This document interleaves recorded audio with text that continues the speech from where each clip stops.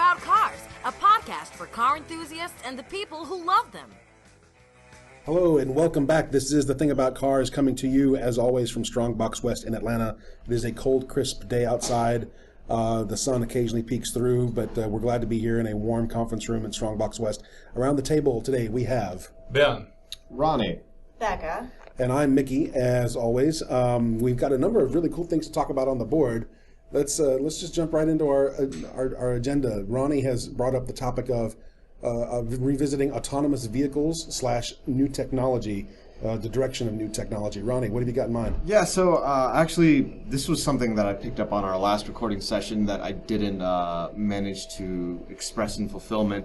From a previous episode, some of you may remember that my wife was on air with us, and we talked about a wreck that we got in during our drive from here in Atlanta all the way up to New Jersey. And it's a long drive. It's a very, very long drive. And one of the things that I discovered along the way was, it's nice to have cruise control. After the wreck, we got into a 2018 Toyota Camry that was fully loaded with all kinds of options. And one of the options that I didn't get to experience firsthand yet was radar-assisted cruise control. So ultimately, the car can set a fixed distance between you and a front car. There is lane departure assistance, so not only does it warn you from you automatically weaving in lanes, it can assist you in keeping you straight in lanes, which is swell. But it also kind of made me realize this is, a few steps away from autonomous from my perspective. And I found that it's really, really difficult to stay focused enough to switch your brain back on in an emergency scenario. Mm-hmm. So to speak, you hear from manufacturers like Tesla, well, it's the driver's responsibility to take control of the vehicle should the vehicle, not be able to handle a certain situation or emergency circumstance, like if the autopilot system fails. The thing is, I checked out when I had my radar-assisted cruise control on. Your brain went into cruise control as well. Right, yeah. Exactly. And I don't mean to brag, but I feel like I am a very capable and astute driver, and I don't mean that in a braggadocious manner. I mean that as in a practiced method. Sure. I'm very aware of my surroundings, being that I've been in several wrecks before. My career demands it. It's a practice technique. So I like to know what's happening around me as I drive. But if the car tells me that it's got it, I can't help but check out. I'm not going to double check the car on its work because in my brain, I trust technology inherently, and maybe that's to a fault. But when the car says, hey, I got this, all right, technology, I'll let you handle this. And I'm not going to be the overbearing parent that's like, well, make sure you do this right.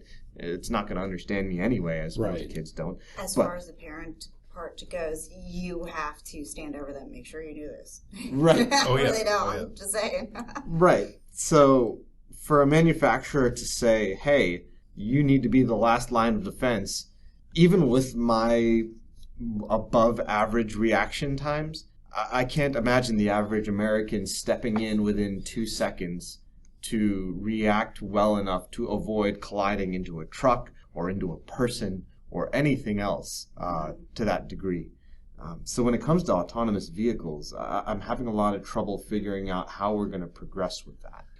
I think the end game is going to be if all the cars are autonomous, then it will be less of an issue. Oh, absolutely, yeah.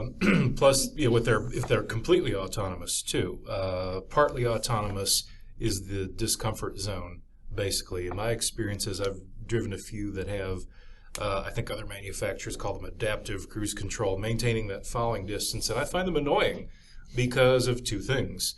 One, if someone in front of you is going 15 under, that means you're going to be going 15 under unless you elect to pass.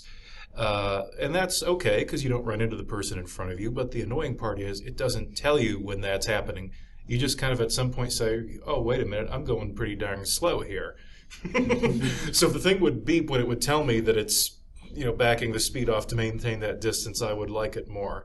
I have driven some GM vehicles that have the lane thing. I'm not sure what they call it, but they only cut you so much slack on the GM cars. They'll bump you back into the lane, but you have to have a very shallow angle of attack on the boundary of the lane. If you are really steered out of the lane, the car is going to keep going.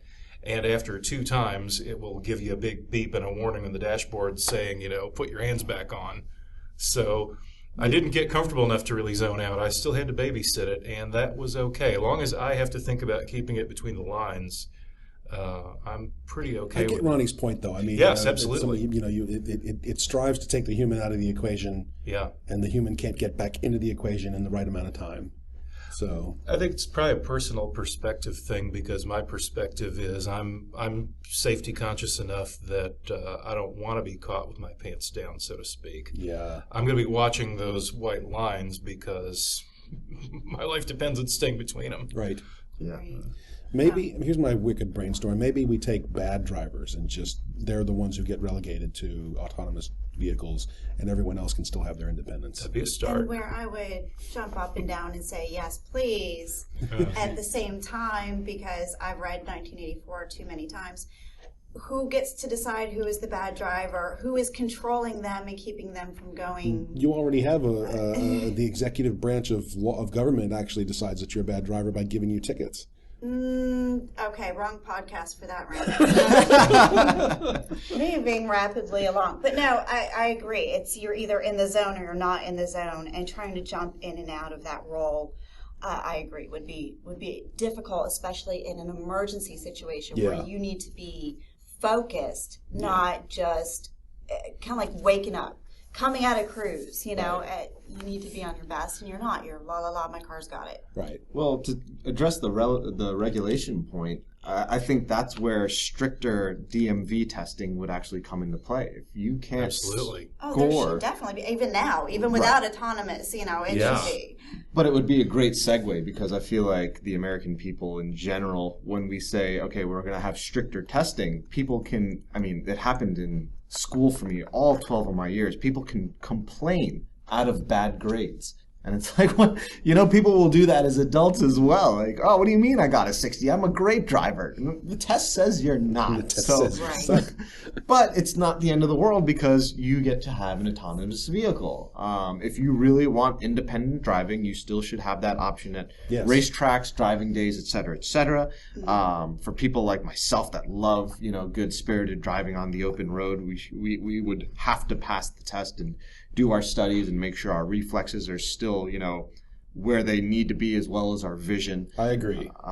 We do it for airplanes. Yeah. Right? Well, and I had said way back when that licenses should be graded as far as you are this kind of driver, so you are not allowed to use the left-hand lane, or you are allowed to, or you can't even enter the highway, or, grade it on whatever skill you demonstrated when you were testing. Right. Oh, yeah. Just to say what kind of driver you are, but yeah. Well, while we're on that topic, I want to break a myth down real quick. I was driving with my wife a few weeks ago, and I told everyone on air, and this isn't a new point, I'm pretty darn fast on the road. I cruise around 75 to 80 miles an hour. It's nothing obscene. I'm usually in the left lane. I use my turn signals. I give you people plenty of space that are going 20 under in the left lane for some odd reason. And while we were cruising, a motorcycle blitzes by us at around 115 to 120. And my wife goes, well, that guy certainly has a death wish. And that would be the common thought process. The reality is, actually, the faster you go, and if you are skilled and you have the appropriate reaction times, you are safer going faster to pass people than you are just creeping past them. The reason is this. If I'm going 80 miles an hour and someone boogies by me at 120, I don't know it's coming, and it's gone in a second. So if you're driving 40 miles an hour on a street and you pass your parallel parked vehicles, you're going by them because they're standing still and they're gone in a moment. However, if I'm going 80 and a motorcycle tries to pass me at 90 and I'm not paying attention and I switch lanes, that motorcycle's toast. Or the percentage of accident increases, because if I hear it or see it coming and I panic and I shake my wheel or whatever, Well, see, that's where I was going to go. If you do a knee-jerk reaction to a car moving in your direction and you're going 115, the slightest little, jerk of that wheel is going to be multiple times worse and could lead to something. Everything happens so much faster and so much more dramatically at those speeds. Absolutely. But in the instance of the people that you were passing, say I was the person going, 100 plus, if someone decides to start to make a slow move, I can see that from a huge distance away because that's what you need to go fast. You can predict the motions of most drivers, and that's a technique I teach to a lot of people that like to go to advanced driving and such. There's tells that cars give you whether they're going to do something crazy or not. And I agree. But I call it auto happens. body language instead of body language. And I wish I could find a video that I'm thinking of from way back when. It was his speed that killed him. Oh, and sure. it's a very poignant video clip, and of course everybody wants to blame the car, but it's clearly visible that the car is making a turn, but he was going so fast he wasn't able to stop, and because of the speed, I guess he assumed he couldn't swerve, so he went head on. I think we're talking about a couple different things here, because on the one hand, if you do have the reflexes and the reaction time that makes fast driving feasible, then maybe you're safer doing the faster driving. But On the other hand, I'm agreeing with you that speed does kill. I would probably wager that if we had police officers and first responders in this room to weigh in on the issue, they would all say that everyone needs to slow the hell down. And to nuance on that a little bit, the skill thing is the big if, because nobody knows what the skills of those around them are. And the other thing is, absolute speed is one thing, difference in speed is another thing. That's why if you're going 80, somebody else does not need to be going 120. That's right. Well, I will refer to the famous Jeremy Clarkson in the instance of speed kills. It's not really speed that kills. It's suddenly stopping. Sure, yeah. Yeah, but no matter how good the driver, like I was kind of saying, laws of physics still apply. There's only so much good driving can compensate for what's going to happen in certain situations. And it's things you need to be prepared for. And if it's a situation where somebody is a top-notch driver and they want to accelerate rapidly on their motorcycle to pass to avoid, say, that person changing lanes, okay, but maybe not as a consistent speed, possibly speed applicable to the situation. And I think that is pretty common amongst most speed drivers. We do it for a couple minutes and then we just get tired and then we go back to cruise. It's usually to get out of the way of very slow people. Yeah. Because I've on many road trips, I've come across, cars that I would blitz with, and after maybe 5 minutes of that, once all traffic is cleared up, we're cruising back again at like 70 to 80. But, I mean, if we had Autobahn mentality on our highways, where if we wanted to boogie in the left lane at 120 and everyone was boogieing at 120 in the left lane. And that's the other piece that's missing from the American puzzle is that, by and large, our drivers are not disciplined. Right. And that's not a northern thing, and it's not a southern thing. It's an American thing. And yeah. Inadequately trained and no sense of the common good. Well, just last night coming home, I saw this guy, and we're turning this into a rant again, and I'm a little hesitant to do this, but there was a slow driver in the left lane who was just tootling along, and it was like 10 o'clock at night. It was not heavy traffic. It was like 3 or 4 cars on the road, me one of them, and I passed him. I was in the right lane anyway, clear shot. I passed him. About half a mile later, someone behind me is flashing their brights at the slow guy in that little car, and he wouldn't move. Yeah. Oh, yeah. He just wouldn't move. There's plenty of space to move. There's plenty of space to get around. So a number of things happened. One, the guy in the little car sped up, eventually passing me again. And the truck that was tailgated him the entire way, even though they had half a mile to play with, where he could easily have just gone around in the right lane. But I'm like, this is just a perfect vignette of how bad people are about surrendering a lane and just following common rules of courtesy on the road. And I had one recently who, every time I'd flash my lights, he would give me one blink of his right turn signal while sitting there in the left lane in his little Ford hatchback, whatever it was. Yeah. Like, really? Come on. Yeah. So, anyway. All right, I think we've What? beaten that topic to death. But Well, on a side note, I will say that when I took my driver's license test, my instructor clapped at me. So Oh, good. I got claps. which is better than getting the clap. Yes, yes, definitely. If you get that from a driving test, you're clearly doing something wrong. Exactly. Ben, can we talk about the Gremlin in 10 minutes or less? I think so, yeah. We had mentioned it in a previous episode, just in a little, joke in passing kind of thing, but it got me thinking about it. Yeah. My aunt and uncle had one of these when I was a little kid. I think it was like a metallic pine green one with an automatic, very dull car. My uncle tended to buy dull cars. But no, I started reading up on the Gremlin, and I think history has kind of dealt it a bum rap. We joke about it today. Yeah, they were a little funny looking, but what I found in my digging made it sound like a lot of the way we treat it today is unjustified. I think that's right. I think in many ways it was a car that was ahead of its time, but In some ways it was, and Yeah. let's paint the picture here. It was 1970 when it came out. Right. The oil crisis hadn't quite hit yet, Mm-hmm. but the country definitely had a market for smaller, more efficient vehicles.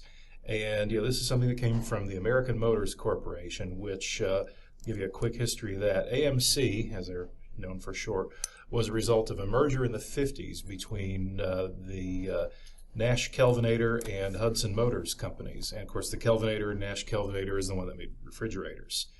They made cars under the Nash, Hudson, and Rambler brands through the 50s. They made nothing but Ramblers in the late 50s or early 60s. Then the AMC name started coming up on some of their products.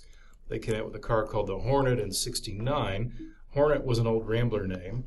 The Hornet platform a year later was shortened, and the Gremlin was built on that shortened platform.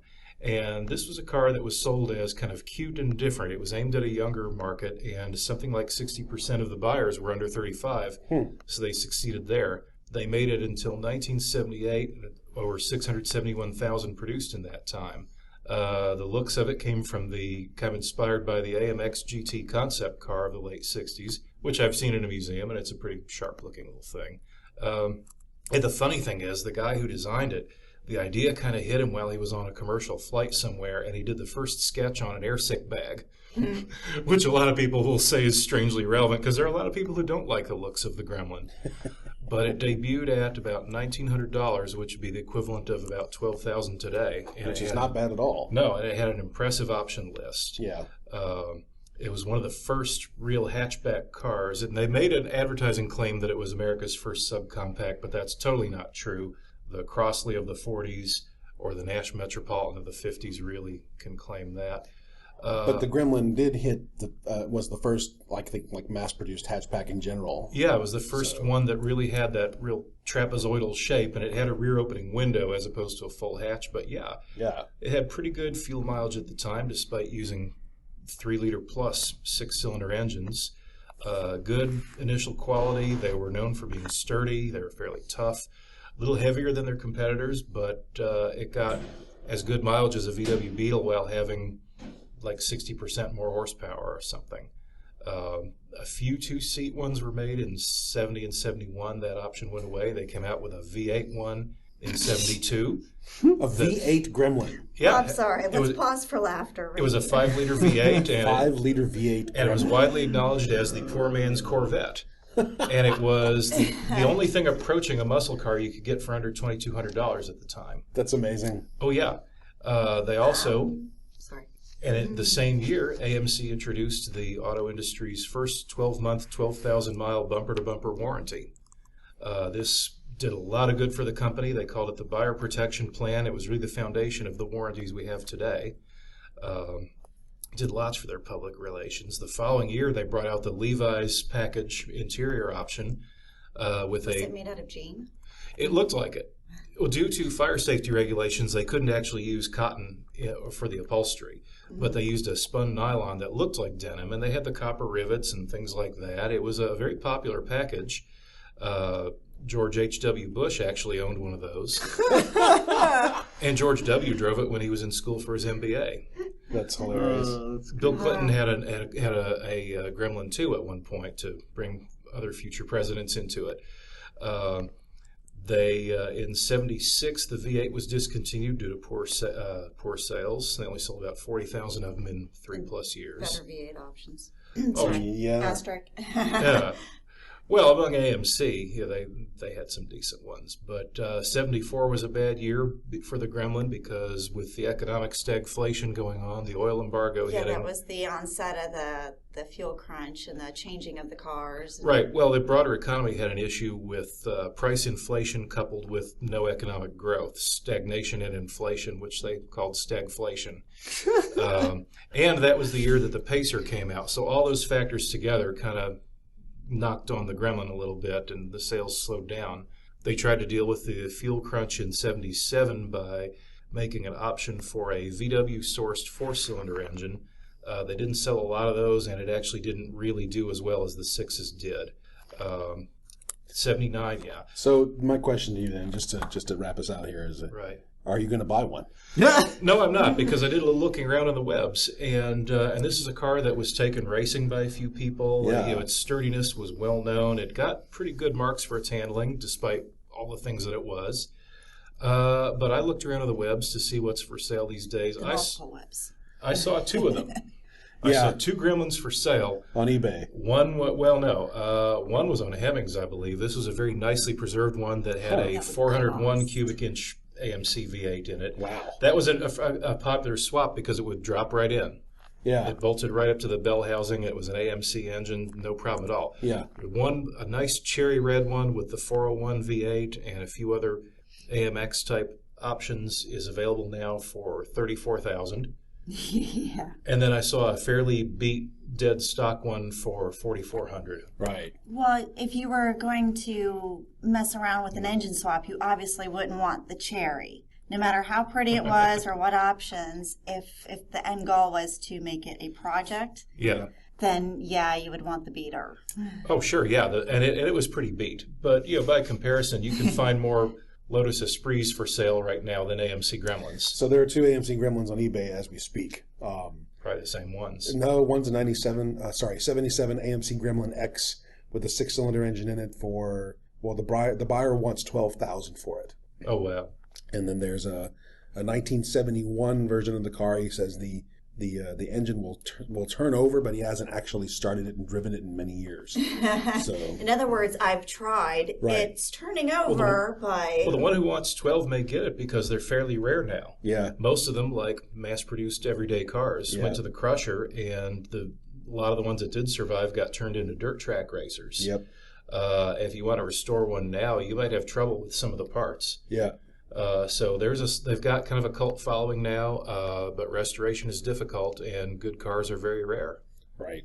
This car looks like it's got the 77 one on eBay right now looks like it's got a fresh coat of paint on it. And I would totally rock that. I would totally just buy it and have fun with it. After reading all this about them, after reading about all these that was not bad. No. trivial facts about the Gremlin and all I the like the Gremlin all the X. things about it back in its day, I have much more love for them now than I used to. I agree. I don't think they are really worthy of disdain these days. But No. There's a lot of cars like that, though. yeah. All right, that takes us to a close for today. That's been a good start. What else do we need to touch on real quick? Anybody? I guess that's it. Thank you, as always, for joining us. This has been The Thing About Cars, coming to you from Strongbox West in Atlanta. Please find our Patreon. You can always find us on Facebook, and of course, our website is thethingaboutcars.com. Oh, come see us. We'll actually be recording at the Italian Car Day happening in Norcross. I believe that's March 2. So verify the date, please. But we will actually be there, whatever day that is. Probably be recording on site. And still looking forward to going to the Summit Motorama event in April. So keep your eyes peeled for more information on that. And we hope you guys are being safe out there. Stay warm. See you soon. Bye. Thank you for listening. This has been The Thing About Cars. We'll see you on the road.